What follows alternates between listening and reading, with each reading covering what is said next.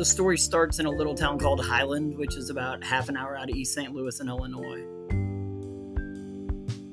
There was physical violence in the house, sexual violence in the house. My dad had gotten custody of me the summer before 7th grade, and I was walking one night because my dad worked overnights and bumped into some kids, and they called me over, started talking to them. They asked me if I smoked. And I said, yeah, sure, because I'd been smoking my grandpa's cigarette, but what they passed around wasn't a cigarette. But probably the third or fourth time I took a hit off of it, I stopped thinking about the trauma. So I met up with the kids the next day. They introduced me to alcohol and cocaine, and it was the same thing. The more that I used, the less I thought about trauma. I found out pretty quickly if I stayed intoxicated in one form or another, not only did I not think about past pain, but nobody could hurt me today. David Stoker moved around a bit more as a kid and kept trying out different drugs.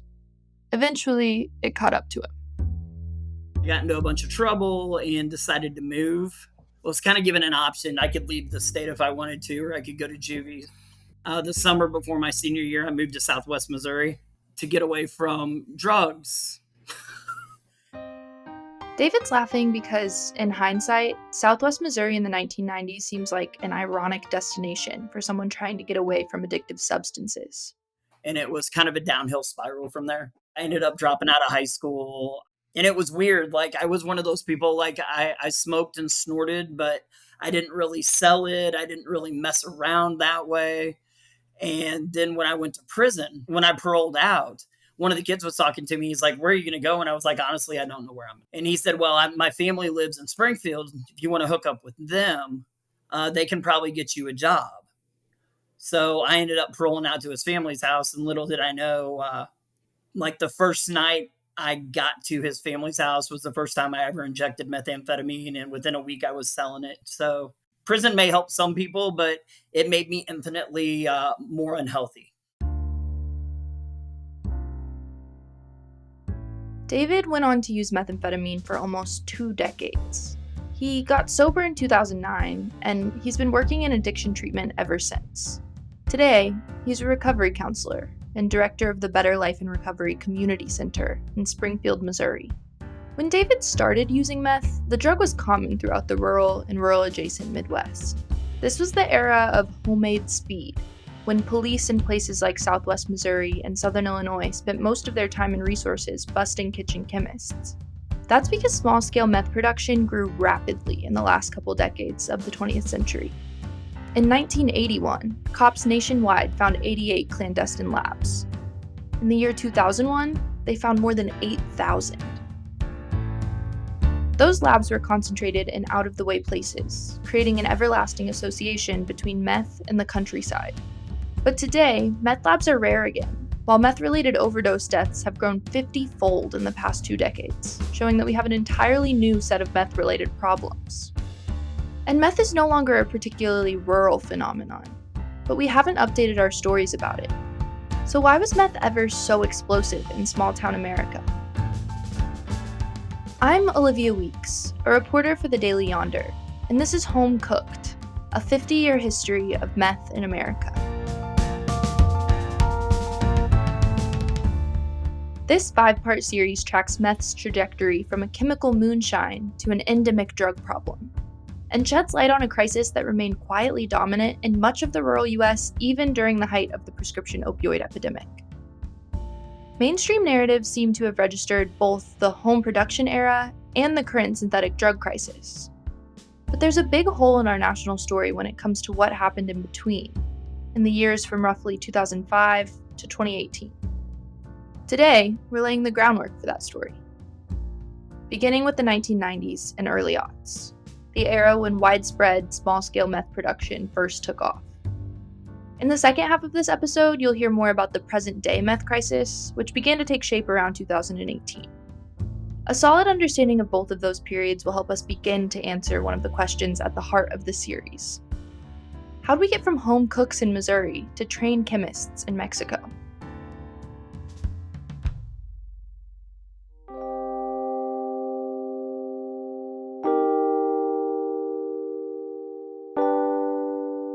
mom and pop method came into Missouri and it spread like wildfire. Ron Replogle is a retired Missouri state trooper. He directed the Highway Patrol's Division of Drug and Crime Control from 2001 to 2006. A major responsibility of that division was tracking down and cleaning up so-called mom-and-pop meth labs throughout the state, which could be set up in kitchens, forests, and cars. It created a lot of issues because you had fires, explosions, you had different chemicals that were used and stolen that began to proliferate, if you will, the problem in Missouri. And it became fairly easy to find those labs once we figured out how they were cooking and what they were doing. That probably started in the early 90s, late 80s and 90s, and then really exploded into the mid 90s. By the early 2000s, the faces of meth users were posted all over high school hallways, and meth lab explosions were a regular feature of the local news. Just feet from flames, a group of people rushing to get back after this Nutbush area home explodes. They believe people were cooking meth at the house. Something got out of hand, sparking flames. Pasco County deputies are investigating what they say was a meth lab explosion. So David Carrillo said he ran out of his house to check on his next door neighbors. He says what he saw left him uneasy and terribly shaken. They were on the ground kind of smoking and shaking and I guess trying to get the fire off them or whatever, but they were actually, looked like they were melting. So those home labs gained attention. Methamphetamine got a reputation as the hillbilly's cocaine. When it comes to the accuracy of that reputation, expert opinions were mixed. But everybody I talked to said there was validity in meth's rural association. So why was that the case? One factor has to do with certain kinds of labor common in rural areas. So, for instance, one of the main reasons that people start using meth in many instances is to work more. So there's this kind of positive association with work in a culture where hard work, there's a high value put on that. That was Will Garriott, an anthropologist who teaches at Drake University and wrote a 2011 book called Policing Methamphetamine: Narcopolitics in Rural America. You'll hear his voice throughout this series, alongside more academics, law enforcement officers, and people who have used meth. For a lot of folks, the way that the economy has changed in their communities, they have to work more and harder to achieve the same level of financial stability that they might have had 30 years earlier or 40 years earlier under different economic circumstances. So wait, you're saying that meth is tied to the rural economy because stimulants help you work long hours? Right. So it's a way to work more, to work longer. Sometimes it's even a way to make really difficult jobs feel less difficult. The area that I did my research in, poultry production area, a lot of people working pretty hard, unpleasant jobs in the poultry industry.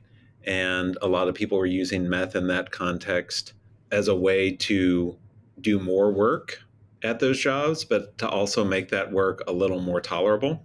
So that's part of why using meth was so popular in rural areas. Garrett also has an explanation for why its production so often happened in wide open spaces. He says that one of the key ingredients in bootleg meth is anhydrous ammonia, a chemical that, first of all, used to be available for purchase at farm supply stores or for theft from local farmers. And second of all, gives off a rancid smell kind of like cat pee, making the vast expanses of the countryside a particularly desirable laboratory setting. Just the fact that there's space to kind of hide what you're doing, that was really important for those early cooks of the mid 2000s.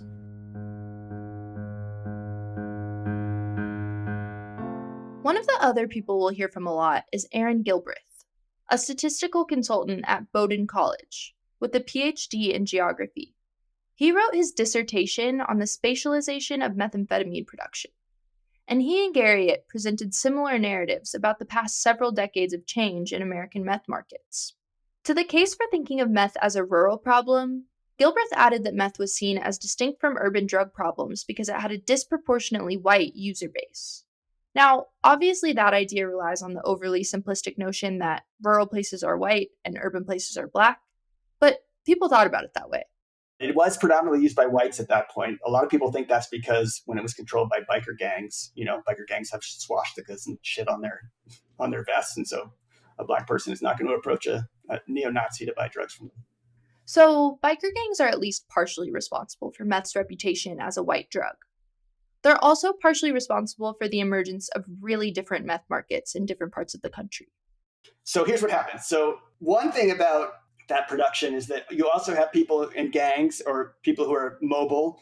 In a pre-internet world, you start to get the spread of these recipes based upon who has cultural connections, right?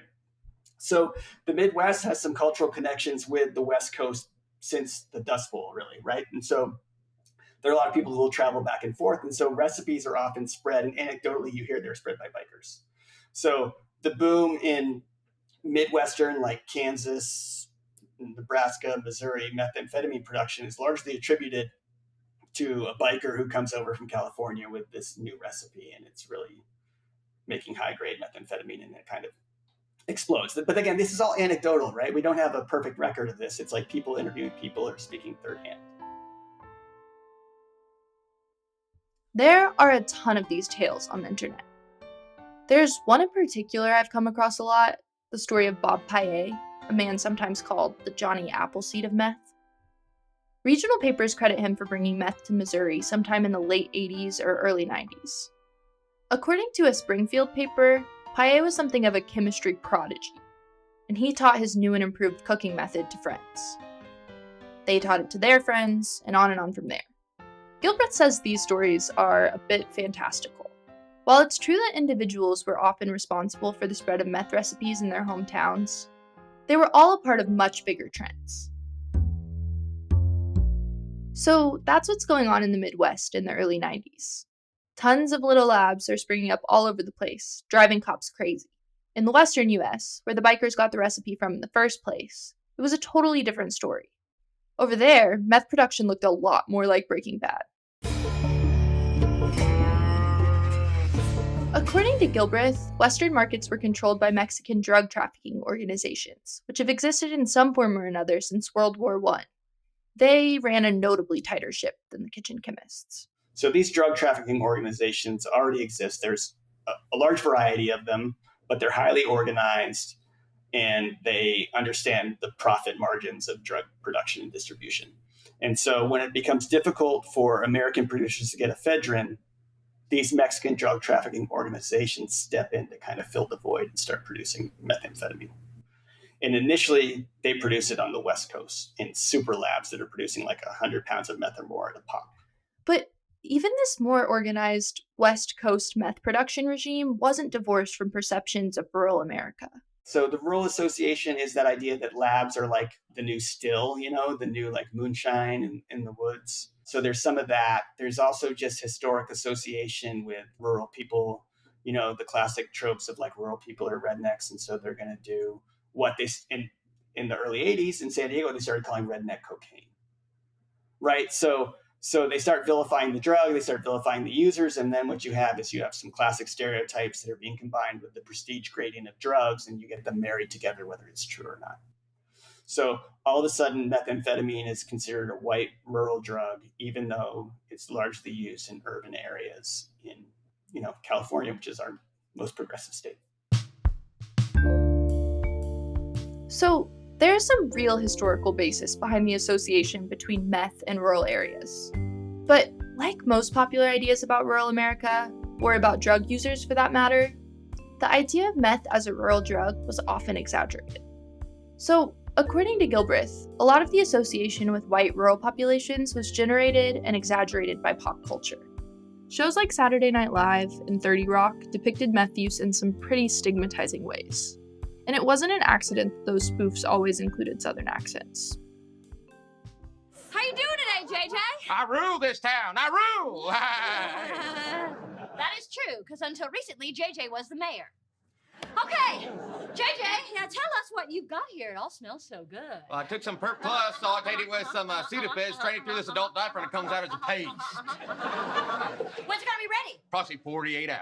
Oh, wait, okay, I'm gonna wait right here. Of course, we don't have a stereo anymore on account of our mayor, who's a meth addict, took it apart in a field. Mayor Debbie herself. Hey, I'm gonna take the clock apart myself, then put it back together. I want to see how it works. My friend Jojo did it with a toaster, and it's still good. Everybody, welcome back to Good Morning Meth, the only talk show dedicated to crystal meth and the meth lifestyle. Used to be a morning show, then it turned into a morning and afternoon show, then it turned into a morning, afternoon, and evening show. Now we just leave the cameras on all the time because we don't sleep, y'all. Garriott, too, says that in some ways, the idea of meth became more powerful than the reality.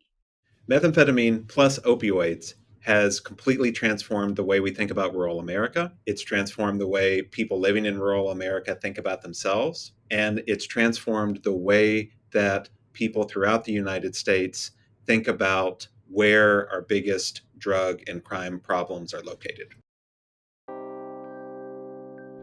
So both meth and opioids are thought of as uniquely rural drug problems, and more specifically, uniquely rural white drug problems.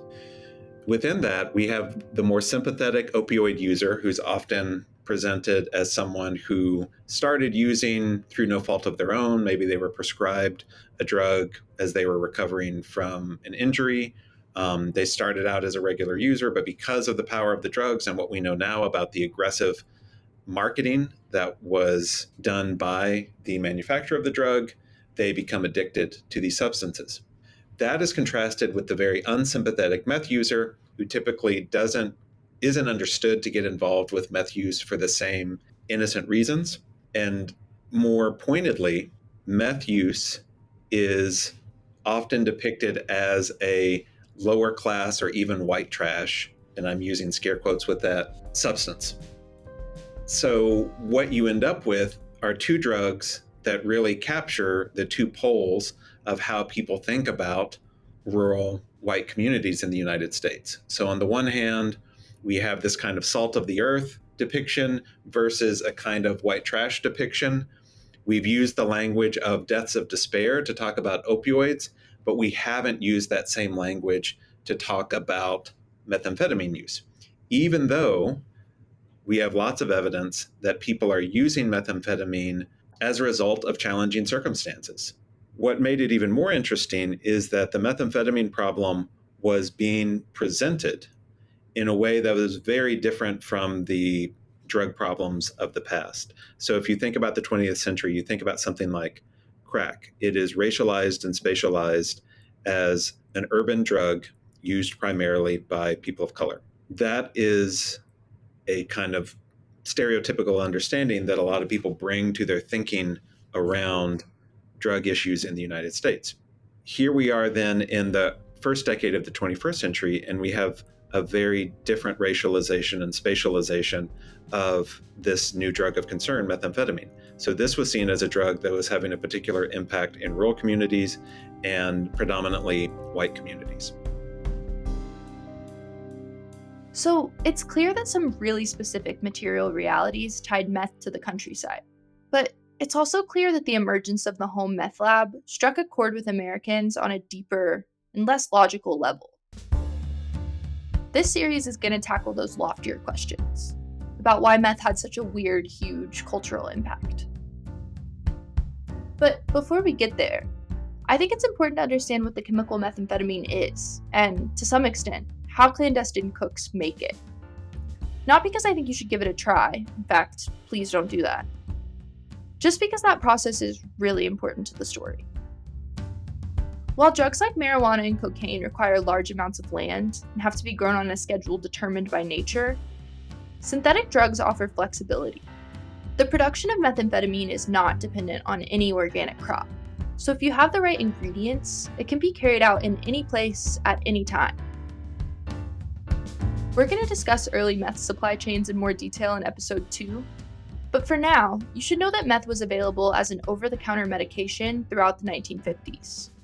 In the 60s, some restrictions were put into place by the government, and in order to satisfy unmet demand, illicit producers in San Francisco figured out how to make the drug in at-home labs. By the 1980s, almost all the meth up for purchase illegally was manufactured by home cooks, as opposed to being made by pharmaceutical companies and then resold on the streets. Throughout their history, meth labs range widely in scale and sophistication. As Gilbreth told me, Some recipes require advanced equipment and a team of cooks, while others can be carried out by one guy in a garage. The recipes used by those first labs in San Francisco and today's large-scale labs in Mexico relied on an industrial chemical called phenyl 2-propanone, or P2P. In 1980, the American federal government regulated P2P, and made it a lot harder to get a hold of. In the wake of that regulation, new, easier ways of cooking meth got popular. These newer methods use the common over-the-counter decongestant pseudoephedrine, commonly known as Sudafed, or its stronger cousin, ephedrine. Chemically, ephedrine and methamphetamine are really similar. The latter just lacks one oxygen molecule. There are a couple different ways to turn one into the other, both of which require a combination of restricted chemicals and common household products. One method you hear about quite a bit is called red pea because it uses red phosphorus. Another recipe is called the Birch reduction method, after the Australian scientist who discovered it, Arthur Birch. Some people also call this the Nazi method, though there's little consensus on where that name came from. The Nazis famously employed methamphetamine to maintain morale in World War II, but they didn't actually use the Birch method to make it. One origin story for the Nazi moniker centers on the aforementioned Johnny Appleseed of Missouri meth, Bob Paillet. Some accounts claim that Paillet discovered ephedrine-based production in the library of Missouri State University, on a textbook page that had a swastika stamp. The evidence doesn't really favor that story, but it's one that still circulates. Here's how Garriott describes the routine of a small-scale cook using one of these recipes. That person will have gotten a recipe from the internet or from a friend. They would have gathered together some key ingredients from local stores, or maybe even stolen it from local farmers. It includes substances like cough medicine or any other medicine that contains ephedrine or pseudoephedrine. It might be anhydrous ammonia that they've taken from a farm, and then a bunch of other chemicals that you would find in batteries or in oven cleaner, normal domestic products that are easy to buy and locate at the time. And you would combine them following your recipe. You'd probably be using a few 5-gallon plastic buckets. Maybe you'd be cooking it on the stove in your house. Once those small-scale processes became a real problem for law enforcement, federal and state governments started to limit access to the chemicals you need to make meth. The US continued to regulate the precursor chemicals used in these meth recipes all throughout the second half of the 20th century. Consequently, as supply got smaller and smaller, more and more people took extreme measures and learned how to produce the drug.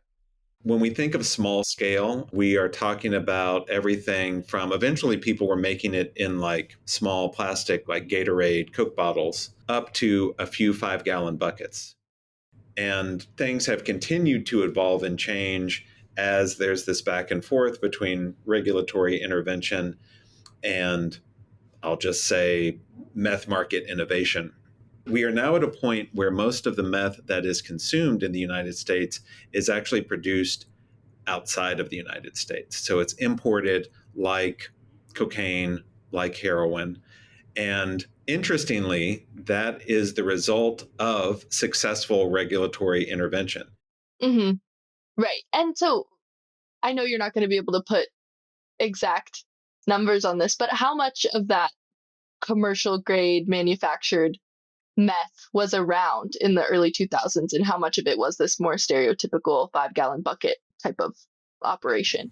So both were in circulation at the time.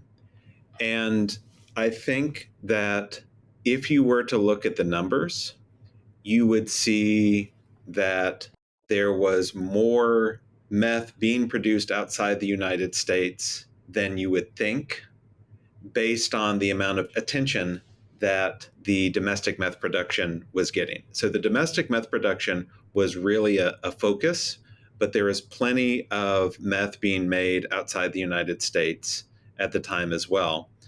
And so I think that's important to keep in mind, because it's not that people were just making their own meth and then now they don't anymore. There were always both sources. It's just now the crackdown on people making their own meth has been successful enough that large-scale producers outside the United States have mostly taken over the market.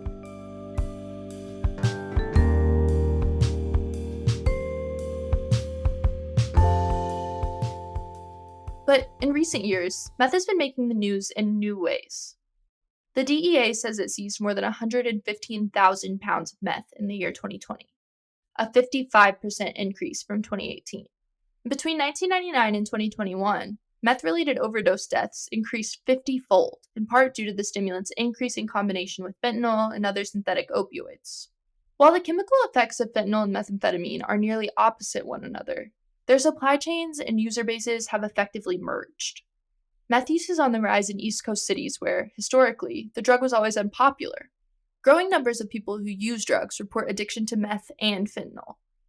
And as described by treatment court officials in Missouri, once the kitchen chemistry capital of the nation, there are no pure substances on the street anymore. Captain Chris Jones works for the federal government as director of the Center for Substance Abuse Prevention, where he conducts research on methamphetamine use in the US. For that research, he interviewed people running syringe exchange programs throughout the country. One of the things that those folks said to me is that it was different than it had been in the past as far as the populations who were using methamphetamine.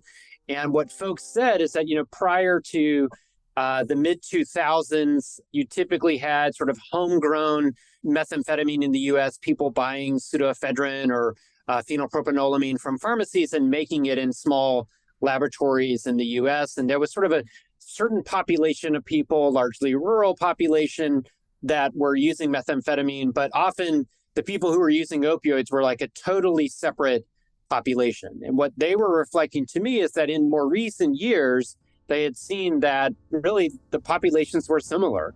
People who had been using opioids for a long time were starting to use methamphetamine. The transition to foreign-produced meth made using the drug more dangerous. Because production has been so professionalized, meth, which is dangerous in its own right, is much more cheaply and widely available in the US than in previous decades. And because meth and fentanyl are now distributed along the same supply chains, it's increasingly common for meth users to consume lethal amounts of fentanyl by accident. We also saw in the treatment data, in particular, a shift away from smoking to injecting, and that injecting methamphetamine really accounted for much of the increase in treatment admissions.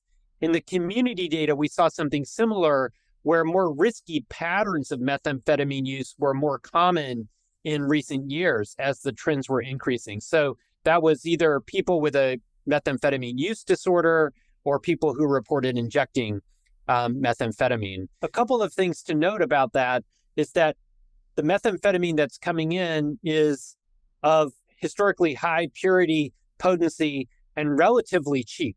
And we really see that it's trafficked into all areas of the United States. And one of the things we saw in the treatment data is that in the Northeast, where historically you had more of a cocaine-based market, we saw large relative increases in treatment admissions where people were reporting methamphetamine use. And again, that was consistent with DEA data showing that over that same time period, there was this influx of methamphetamine into the Northeast. But we saw increases really everywhere. But that was particularly notable in making the connection between the changing illicit drug market and substance use patterns that were changing. You'll hear more in episode 2 about how East Coast cities avoided major meth problems until recently. For now, know that this change has been really dramatic. New York City police confiscated 3 times as much meth in 2023 as they did in the year before. So really across the spectrum, we were seeing that methamphetamine use was increasing. And what we also saw is that in many cases, that increase was happening among people who were using opioids, or the co-use of methamphetamine and opioids was increasing. One of the other pieces that we found is that it didn't appear to be limited to a particular demographic group, that both in the community data and in the treatment data, we saw that males and females, most age groups, race, ethnicity groups, most geographic areas like census region, we saw increases in methamphetamine use. Again, often tied with co-use of opioids. We have also seen an increase in deaths, overdose deaths involving psychostimulants, primarily methamphetamine. We are getting a pretty consistent pattern across very different data sources that there has been this increase, changing patterns of substance use, co-use of opioids and stimulants that are resulting in harms across a much broader demographic group and geographic group than we've seen in years past. Talking with Captain Jones about the dangers of present-day meth use made me wonder what exactly a meth high feels like. What is it exactly that people are willing to take such big risks for? It feels like a naive question, because we all know that addiction is more complicated than doing something because it feels good. But still, I was wondering, what is using meth like at its best? I asked David Stoker, the guy who was telling us about his teenage misadventures with meth at the beginning of this episode. Just nonstop energy and confidence, and I mean, it's one of the best feelings I've ever had in my life. You know, I talk to people about that. Like, that's part of the problem when somebody stops using. Like, I've seen both my kids born. I've jumped out of a perfectly good airplane before. You know, I've done all kinds of things to try to chase that. And I know I will never feel that feeling again because I'll never use again. So, I mean, to me, it's just, I remember them showing like a piece of chocolate cake is like a 20 when it comes to releasing dopamine. And I think an orgasm was 50, cocaine was like 100, and then meth is like a 1400. I mean, it releases so much dopamine, it destroys dopamine receptors in the brain because your brain isn't prepared to handle that much dopamine at one time. I mean, it's just this huge euphoric feeling. And there's nothing else like it. I mean, I've used a lot of other drugs too, and there is nothing like it. I don't ever want to glamorize it, and sometimes it's hard to talk about it and not glamorize it. You know, I tell people, like, I love drugs. I love the way drugs make me feel, but I hate the person it turned me into over time, and that's why I don't ever want to go back. But, man, I love that feeling. I love being able to go for days at a time. I love not sleeping because there's somebody who's doing something I could be doing or thinking of something I could be thinking of while I'm asleep if they're not. As David alludes to here, meth and cocaine are both stimulants, but they act pretty differently in the brain. Both drugs increase levels of dopamine, sometimes called the feel-good hormone, by blocking its metabolization. Meth, however, also increases the release of dopamine. So they both keep whatever amount of dopamine your brain is producing around longer than usual, but meth also increases the amount. I think most people have a sense that cocaine and meth are similar, but one is stronger than the other. What I think is less common knowledge, though, is how prescription ADHD medications like Adderall work in basically the same way as meth. Here's Captain Jones from the CDC again. Methamphetamine is actually an FDA-approved chemical for the treatment of ADHD. It's just not prescribed very often, but it does have a medical indication. And so it works very similarly to things like Adderall. I think the primary difference is that methamphetamine tends to have a longer half-life in the body. It tends to hang around a bit longer and has a little bit more potency. But pharmacologically, they're essentially doing similar things in the brain. I mean, obviously, the effects vary by how much someone is using. Therapeutic dose for ADHD is going to produce effects differently than, an illicitly produced product that's used at a high dose. But fundamentally, if you gave the same equivalent doses of amphetamine, Adderall, and methamphetamine, you get a similar physiologic response. So, most of the difference between meth and Adderall is extremely social and contextual. I'm from a town in southern Illinois where problems like theft and homelessness are regularly blamed on methamphetamine. I've long been skeptical of the tendency to blame the drug for all visible forms of rural decline, and fascinated by its politics. I'm also a recent Harvard graduate who often looked around at my classmates and wondered if they understood that the drugs they were using to pull an all-nighter or better enjoy a dull party had such similar effects to meth.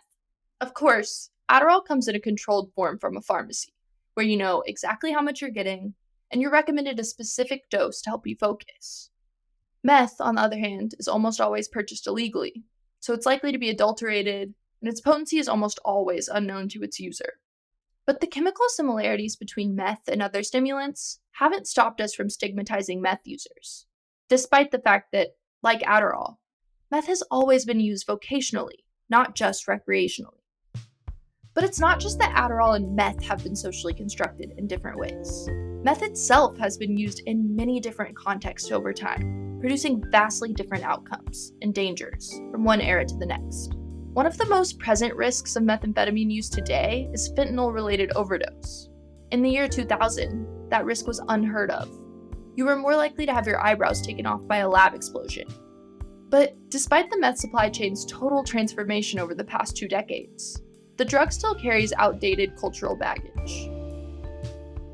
In the rest of this series, we're going to follow meth's transition from an over-the-counter drug to a code word for white trash, and finally, to a ubiquitous and dangerous presence in all of America's drug markets, rural and urban. You've heard me mention biker gangs a few times.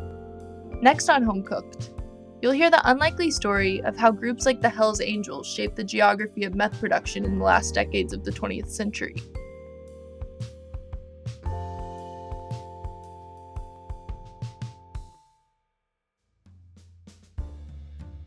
Home Cooked, a 50-year history of meth in America, is a production of Rural Remix. Original music was composed by Quincy Ponvere and Leo Pozell. This series was written and produced by Olivia Weeks, and edited and produced by Susanna Brown. Assistant producers are Anya Slepian and Bea Portella. Executive producer is Joel Cohen. Thank you to the staff of the Daily Yonder and the Rural Assembly.